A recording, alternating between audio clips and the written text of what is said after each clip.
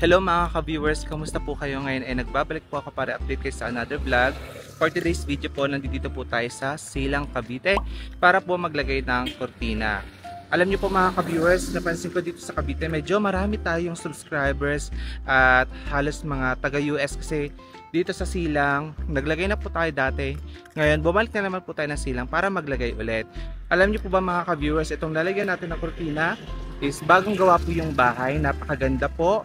And very modern yung pagkakagawa, aesthetic. So pakita ko sa inyo yung itsura. So ito po mga ka-viewers, pakita ko na lang sa inyo yung mga yung mga ginamit na materials, ganyan. So mabilis ang house tour lang po, tapos focus tayo sa loob kasi medyo makalat po sa bandang main door kasi andito po yung mga gamit namin at kasalukuyan po naglalagay kami ng kortina.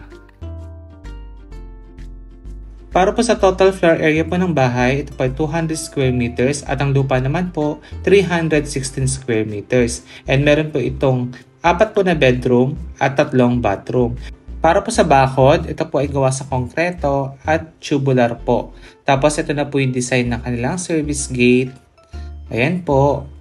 Bali yung design po ng service gate at gate po ng kotse is iisa po yung design. Tapos nagustuhan ko po yung bricks design po na tiles na ito na nilagay sa wall. Alam ko may presyo din po ito kasi mukha po siya natural stone pag nilagay po sa wall. Yung nakikita niyo naman po mga square, wall lights po yan ha. Next po natin ito pong garahe. Bali ito pong garahe, naka PVC panel na po itong ceiling niya. Tapos yung tiles po dito is naka 30 by 30 cm po na matte finish po yan.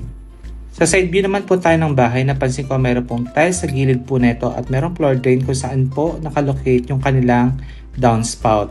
Yung downspout po nila, ang shape po nito is rectangular and mostly yung mga fini-feature po nating bahay, pag taga-US ganito yung ginagamit nila, rectangular downspout po. And pansinin natin yung exterior paint, kung anong kulay ng pader, ganun din yung kulay ng downspout nila. Galing no? Tapos ito naman yung other side. So dito po, meron pong huge na window. Tapos meron din po itong accent wall. Same po ng pinakita ko sa inyo sa kanilang service gate. Maganda po yung pagkakalapat ng accent wall. Tapos yung ceiling po nila, yung PVC panel, same po sa kulay ng kanilang casement ng bintana. Bumagay po. Yung exterior paint po, naglalaro lang naman po sa tool white, gray, and brown po, no? Tapos po pala itong pinapakita ko, meron na itong lanay and balcony. Dito po sa lanay, naka-floor tiles po ito na rustic tiles. Tapos syempre, meron na rin pong sliding door yan. Napansin ko po pag sa village ka nakatira, talagang hindi po nawawala yung tanim na malunggay. Anyway, balik po tayo sa house tour. Ito po yung back view po ng bahay. So sa roofing po, nakita nyo, meron pong ventilation po ang kanilang mga ceiling para malesen po ang init sa loob. And napansin ko rin po, malinis po ang pagkakapintura po ng bahay ni client. Tapos itong mangga, nung binili po yung property, sakto, meron na po nakatanim na mangga, kaya talagang di na kinailangan magtanim pa ng puno. Sa likod din po, meron sila ditong storage area. Kumbaga sa atin, bodega para sa mga gamit. Napansin ko din po kahit po nasa likod tayo ng bahay, naglagay pa rin po sila dito ng accent, which is yung WPC panels po. Kaya talaga mapapansin niyo pong hindi tinipid sa materials yung house. And sabi nga po ni client, masayang-masaya siya kasi ginawa yung bahay niya. Kahit wala siya, umuwi sila ng okay talaga. Tapos dito naman ulit tayo sa lanay. So ito po napansin niyo po yung kanilang garden, naka-landscape na. And unti-unti po tumutubo na po yung mga frog grass. Ang maganda po kay frog grass, pag po lumabong pahiga, kaya nalilesen po yung pag-maintain compare kay Bermuda grass. Pero kung gusto niyo po ng Bermuda grass, okay din naman yon. Kaya lang po, patayo kasi yung tubo nun. Ngayon po, ito nagustuhan ko po yung nasa plant box nila na halaman, napakaganda. Ano kaya ito? And pakita ko na po sa inyo yung pinagkakabisihan namin sa loob. So, kuha na tayo ng glimpse para sa before and after look po ng ating mga lalagyan ng kortina dito. So, gaya niyan, meron na kami na isabit. And mga ka-viewers, bali, pinakita ko na sa inyo yung lalagyan natin ng kortina. So, buong bahay po kasi ito. So, combination siya ng blinds saka curtains. So, ito po, meron siyang curtain box. Ayan. Swak na swak po yung sukat. So, nasa 10 inches po yung width. Tapos, nasa 5 inches po yung depth. So usually 8 inches is good, kaya lang po dito kasi sa Pinas, madalas po nagkakamali sa paggawa ng ceiling. So para safe, ginawa na po natin 10 inches para siya napapasok. Kasi yung iba po, kahit sinabi natin 8 inches, hindi po nagiging 8 inches, iba pag nagawa na. Kaya 10 inches para po sure tayo na naka-inside po yan. Tapos po, once na naka-inside siya, ganito yung finish niya, malinis tingnan. Ganito po siyang tingnan na pag nilagay natin yung kortina. Mas malinis tingnan, nakatago po yung rail track. Tapos po, ayun, parang hotel feels talaga. And appreciation ko lang po habang nagtatrabaho tayo, pinaghanda po tayo ng lunch ni client. Kaya ma'am and sir, maraming salamat po. And balik po tayo sa dati nating ginagawa, mag-house tour. So ito po yung itsura ng main door nila. Gustong gusto ko po yung main door kasi minimalist lang po yung design. Simple pero may atake, kumbaga. Tapos po yung nilagay nilang smart lock dito or knob. Ang brand po nito is Yale. Kumbaga, kami po naka-Yale din kami. So far po okay pa din po yung smart lock ko. Matibay po talaga. Pagpasok naman po sa loob, ito po yung before na itsura po ng living area bago po tayo maglagay ng kortina. At nung nilagyan na po natin, ito na po siya. So high ceiling po itong living area at long curtains po ang nilagay natin dito. And sa totoo lang po, ang nagustuhan ko po dito sa kanilang living area, yung accent wall sa bandang TV, unique and bagay po sa interior po ng bahay. Tapos po yung kanilang mga furniture, sa Ashley po ito na bili. Tapos po mga ka-viewers, kung napansin nyo po, yung ilaw po napaka-elegante, talagang nakapagdagdag talaga po ng ganda sa loob po ng bahay. Kumbaga, isa siya sa parts ng bahay na mapapatingin ka kasi ang syala-syala niyang tingnan. Dito naman po sa dining area, naglagay din po tayo ng cortina. So yung kulay po ng cortina kinibit natin is color cream. Sa totoo lang po, marami ngayon nagpapagawa sa atin ng color cream kasi ganyan po yung kulay po ng kortina ni Ivana Alawi.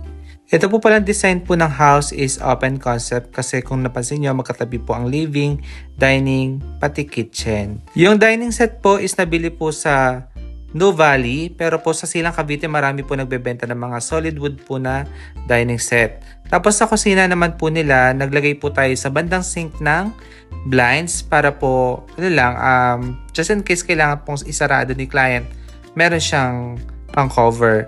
So ito na rin po yung design ng kanyang kitchen. Kung type nyo po, screenshot nyo na lang po siya. Pansinin naman po natin ito kanilang hagdanan. Napakaganda po ng pagkakapintura, even po yung wall paint, maayos. Tapos dito po naglagay tayo ng kortina sa bandang hagdanan. Yung kortina po hindi natin na isagad ng wall-to-wall or end-to-end kasi po meron pong CCTV sa gilid. So nag-decide po si client mas okay na lang daw wag i-adjust. Bale standard na lang daw yung maging width. And ayun po, happy naman siya sa kinalabasan po ng curtains niya. And ito naman po again yung top view po ng living area. Tapos po dito po sa hallway, naglagay din po tayo ng curtains. Sa bandang may altar po yan. Tapos meron pa po tayo nilagyan din dito ng kortina. Papunta naman po sa kanilang balcony. Tapos po mga ka-viewers, ayun nga po, nagpagawa po ng altar si client. Ang sabi niya lang po, gusto niya meron po siyang area ng altar. Tapos merong small table. Pero ang ginawa po ni contractor, ayun po, hindi lang po yung floating table na request ni client yung ginawa, na nilakihan na. Ginawan pa po siya ng cruise. Ganun po. Tapos nilagay niya pa accent. So kung ano po sabihin ni client, gusto niya ng ganito, si contractor na po yung magde-decide at magpapaganda. Kaya talagang naging less hassle po kay client yung paggawa ng bahay niya. Sa master's bedroom naman po, ito po yung itsura dati. Ngayon, ito na siya. So ito po mga ka-viewers, ang pinalagay po ulit ni client is steel cream. Halos po sa lahat po ng bahay niya, iisa lang po ang kulay, color cream. Tapos po nag-decide si client yung maliliit po na bintana is i-blinds na lang po. So pinagpili ko po siya ng something na medyo malapit po sa kulay ng cream, which is yung ivory. Kung napansin niyo po yung ating blinds, nag-iiba-iba po yung kulay. Depende po kasi yan sa effect po ng ilaw. So nag-reflect yung ilaw kaya nag-iiba po yung shade ng color. Pero yun pong ivory, medyo malapit po yun sa kulay ng cream. And kung napansin nyo po sa bahay po na ito, talagang nilas po yung paggamit ng fluted panels kasi ayun po, gusto ni client ma-minimize yung paggamit nun. Bagkus gumamit po sila ng iba pong mga design po ng accent wall. Next, bedroom po tayo. So dito po sa bedroom na ito, naglagay po tayo ng blinds. Mas priority po kasi daw ni client yung mga malalaking bintana, gawing kortina, tapos yung maliliit, gawin na lang blinds. And kung papansinin niyo naman po, sa pagkakagawa po ng bahay ni client, hindi po talaga tinipid yung materials. naka-modular cabinet po yung mga cabinet. Tapos kasama na rin yan sa loob ng space ng kwarto. Kaya talaga makita mong hindi masikip, sakto ang laki, and tama yung pagkakagawa. May wardrobe cabinet na meron pang TV cabinet na may accent na nilagay yung contractor. Kaya talaga si ma'am sabi ko, marirecommend nyo ba yung gumawa ng bahay nyo? Yes na yes kasi napakagaling daw. Itong bedroom po na ito, meron na rin siyang sariling bathroom. So halos yung mga bathroom naman po, pare-parehas po ng materials na ginamit. So, ito po kanilang sink. For example, yung countertop mo na ito is naka-quartz na, may modular cabinet na rin. Tapos, yung shower partition, in-include na rin po yun sa package. And kung napansin nyo po, hindi po tinipid yung mga materials din na kanilang bathroom. Tapos, ayun nga po, may pinagawang niche yung client. Tapos nagulat yung owner kasi hindi lang isa yung ginawa. Talagang ginawa pang dalawa. Kumbaga may labor din at costing yan. Pero tingnan niyo po yung contractor, napakaganda kausap. Yung nai-imagine nga po ni client, mas hinihigitan niya. Sa totoo lang na-amaze nga po ako kasi meron pa palang mga ganong contractor talaga. Hindi naman lahat is loko-loko. Meron din maayos na kausap. And lastly po, bago tayo umalis, ito po yung night view po ng bahay. And syempre yung cortina po natin, ganyan po itsura sa labas. Ganda!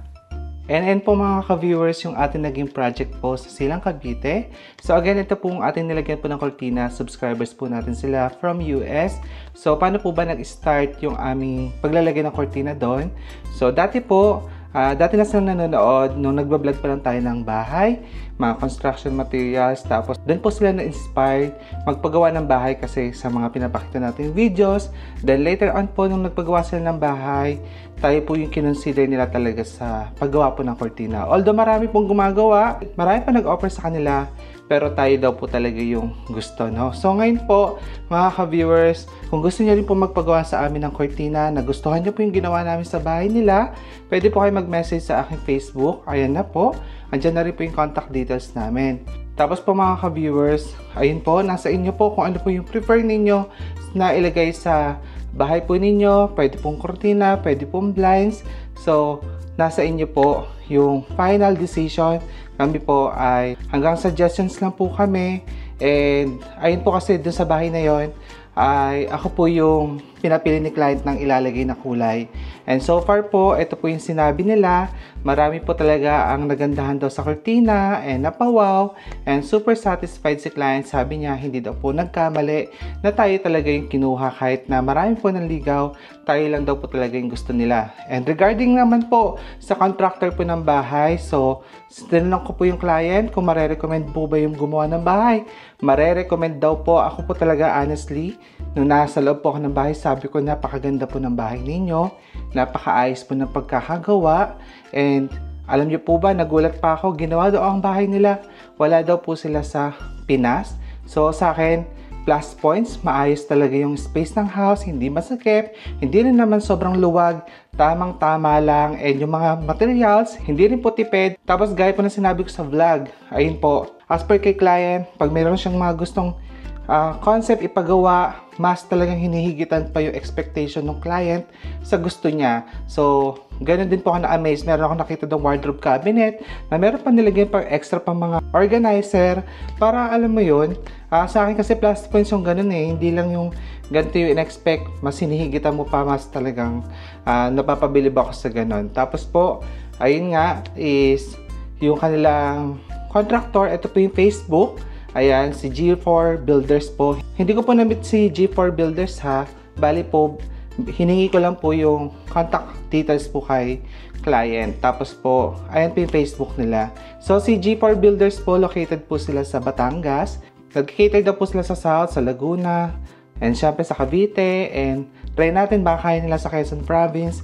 Inquire lang po kayo sa kanila, no? Tapos po regarding sa presyo po ng bahay, kasi hindi ko na ipakita lahat po yung mga laundry area, maid's room, yung iba pang bedroom.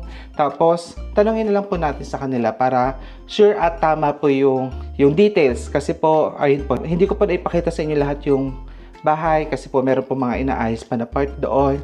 Pero po kung gusto niyo pong kunin yung servisyo nila again, mag-message na po kayo sa kanilang Facebook.